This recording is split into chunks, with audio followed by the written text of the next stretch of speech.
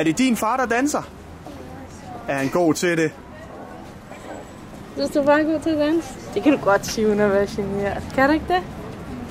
Prøv at spørge ind til sidst igen. Er du stolt af det? Er du stolt af ham?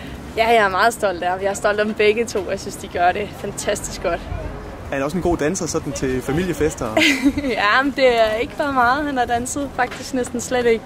Så det har været sådan, hvis vi skulle til fest, så har jeg altid fået ham til at love, at han skulle danse med mig i hvert fald én gang. Ja. Så men nu tror jeg, det bliver nemmere at overtale ham. Det er dejligt, hva'? Ja, det er rigtig godt. Er du overrasket over, at han klarer det så godt?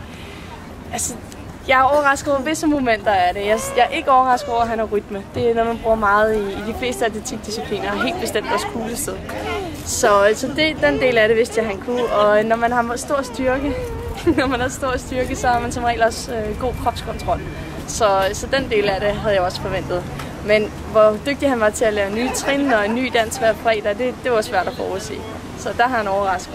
Og så tror jeg gerne, at vi vil vise jer en cha-cha-cha. Giv en stor hånd, damer og herrer. Cha-cha.